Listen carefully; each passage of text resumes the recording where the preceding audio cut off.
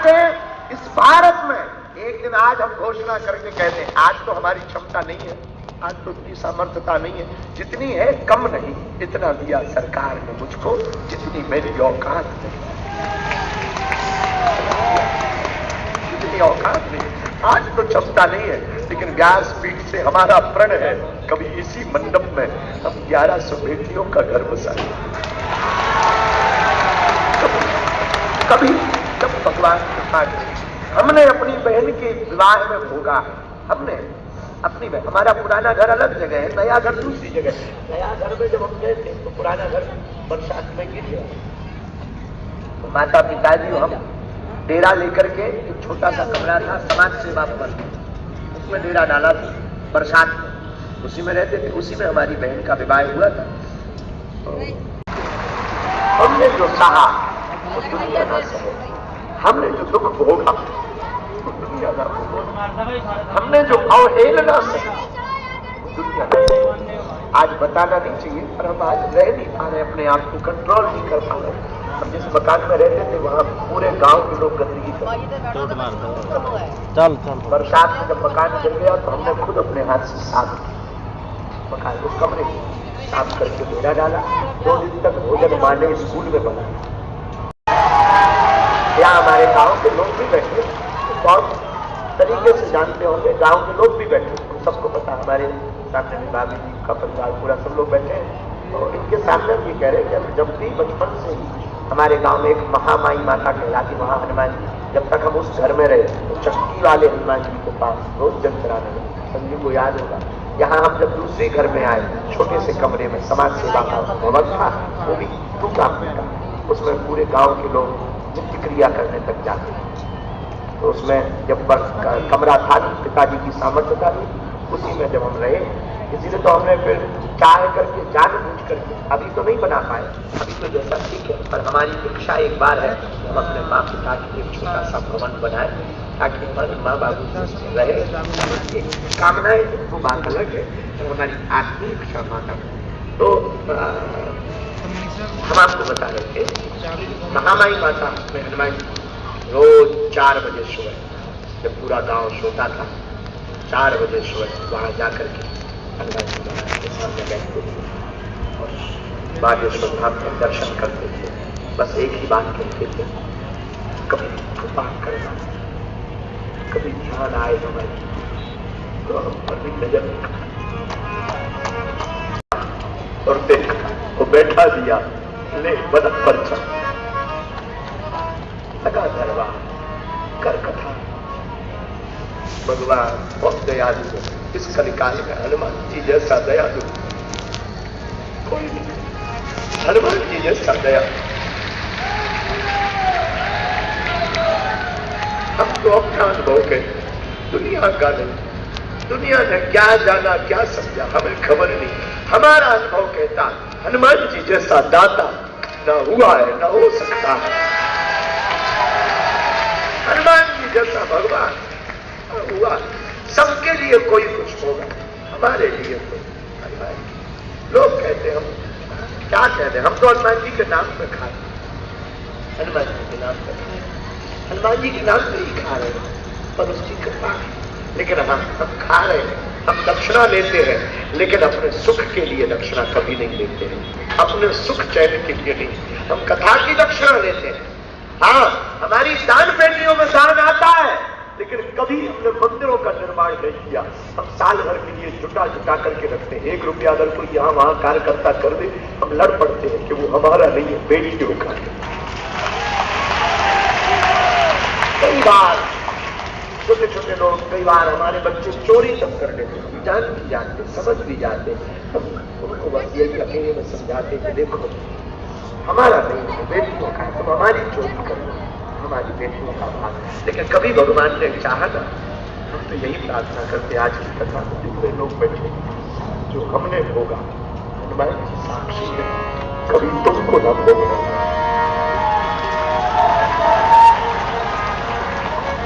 हमने जो सहा, हम तो पैदल चले, सब्जी तो कभी मिली नहीं, और हमारा तो एक समय ऐसा आया कि हमें बोलना नहीं चाहिए, और वो बात बोले कि ना कई बात रह नहीं पाता। हमारा तो एक समय ऐसा, हमारे पिताजी का कार्ड में नाम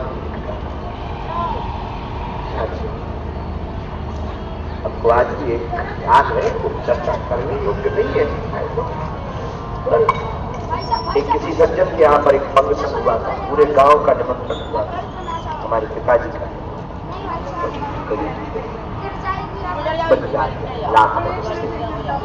कैसा टूट जाता वो रिश्ता, गरीबी वो सबसे खास। कोई किसी का नहीं, इस दुनिया में कोई किसी का नहीं होता, गरीब का तो सिर्फ कृष्ण होता है।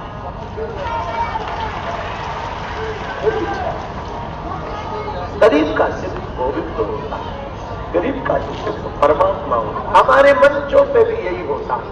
बड़े बड़े अमीर लोगों को हमारे सेवादार चढ़ा देते, बड़े बड़े जो पद पर बैठे हैं वो आरती कर जाते हैं, जो पैदल चलकर आते हैं, धक्के खाकर आते हैं, वो बेचारे पीछे खड़े रह जाते।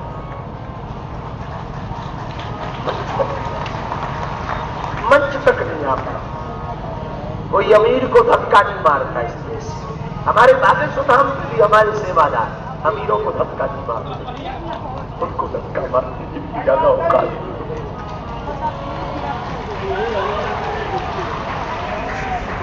क्या करें, हमारी भी मजबूरी है, किसको हटा दें, किसको हटा दें। लेकिन हम कोशिश करते हैं सदा, जब तक ये भी कोशिश करें हमारे द्वार से कोई गरीब चला ना जाए,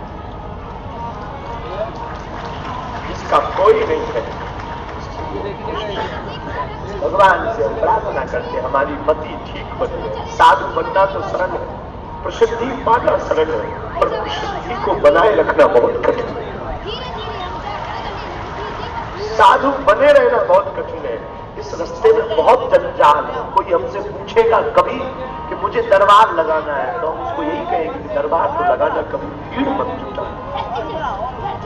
इसमें बहुत कंकड़ है, इसमें फिसलने के बहुत रास्ते हैं, इसमें गिरने के बहुत मौके हैं, हर दिन गिर सकता है। कोई साधु कितना भी बड़ा हो, उसे स्त्री चरित्र और गंदी राजनीति और 2 नंबर का रुपया जमीन में डाल देगा। साधु बनना सरल है, साधु बने रहना बहुत कठिन है। हमारे लिए तो बहुत कठिन है। हम कोशिश करते हैं हमारे द्वारा कोई अपराध ना हो। हम सदा अपने बच्चों को बोलते, अपने सेवादारों को बोलते कि याद रखना, तुमसे या हमसे कोई भूल हुई तो भारत में कोई 10,000 सालों तक महात्माओं पर भरोसा नहीं करेगा। कोई सनातन पर भरोसा नहीं करेगा। खैर हनुमान जी, मेरे प्रिय आदमी, हम तुमसे इस अपनी आप बीती बता करके तुमको हम बहुत इमोशनल नहीं करना चाहते। अपनी आप बीती हमें याद आ गई। हम आपको सिर्फ ये बताना चाह रहे हैं कि तुम अपने काम आओ और तुम्हारे आसपास कोई ऐसा हो जो वंचित हो, गरीब हो, दीनहीन हो, तुम्हारी जिम्मेवारी है एक घड़ी सही उसका सपोर्ट जरूर करो, उसकी मदद करो। हमारे पास भी रहने वालों से हम बहुत हाथ जोड़ करके, बहुत वंदन भाव से प्रणाम करके कहते हैं कि तुम अमीरों का सपोर्ट बहुत लगाते हो, तुम्हारे में खून हो तो कभी उनका सपोर्ट लगाना जो वास्तविक परेशान है। ये बात बहुत होती रहती है, बहुत बात कर चुकी, कोई बड़ी बात नहीं। सुदामा जी के जीवन में, सुदामा गरीब नहीं, क्योंकि सुदामा जी के पास गोविंद सीधे माना सा माना विगम्य सुशीला दरिद्र, सुशीला दरिद्र। और दरिद्र का अर्थ जो अस्त व्यस्त है, जिसकी कामनाएं अस्त व्यस्त, कभी तो विरक्ति की कामना और कभी आसक्ति की कामना। बच्चों को देखती है तो आसक्ति जाती, और पति के भाव को देखती तो विरक्ति जाती। हम लोग किसी के घर जाते हैं तो कहते हैं उसके सामान को बिखरा हुआ देखकर बड़े दरिद्री हो, पर दरिद्री का गरीब नहीं होता, जो अस्त व्यस्त है। सुशीला कामनाओं से अस्त व्यस्त। सुशीला के अंदर एक चाह है, एक बार में थोड़ा धनवान हो, सुदामा की चाह नहीं है। क्यों? कृष्णस्यासीत सखा कश्चिद ब्राह्मणो ब्रह्मविद्यमान् विरक्तेन्द्रियार्थेषु जितेन्द्रिय। सुदामा जी तो विरक्त, ब्राह्मण भी है, ब्रह्म विद्मा भी है, ब्रह्म को जान चुके, और जो ब्रह्म को जान जाता है वो फिर आसक्ति की तरफ नहीं भागता। जो अनुराग को जान जाता वो फिर राग में नहीं फंसता, अनुराग में फंसता, वो फिर वैराग्य में जाता है, वैराग्य की धारणा में जीता है। मेरे आत्मीयों, मेरे प्रियजनों, हम आपको कहें सुदामा गरीब नहीं है, और एक बात, गरीब का सिर्फ गोविंद होता है। फिर बोलते हैं गरीब का सिर्फ गोविंद होता है, सिर्फ गोविंद होता है। लेकिन भगवान कृष्ण के इतिहास में और जीवन में अगर कोई हमसे पूछे, बहुत मिले होंगे भगवान कृष्ण को, सुदामा जैसा नहीं मिला, बहुत मिले होंगे। श्री दामा मिला, मधुमंगल मिला, उद्धव मिले, अक्रूर मिले। तो भगवान कृष्ण की कथा में भूतो ना भविष्य की, न भूत में न भविष्य में सुदामा जैसा न मित्र हो सकता है, न हुआ है, न कभी होगा। सुदामा साधारण, इसमें इतनी उपाधियां, विरक्त इंद्रियार्थेषु प्रसन्नात्मा जितेंद्रिय हो, ऐसा मित्र भला कौन हो सकता है?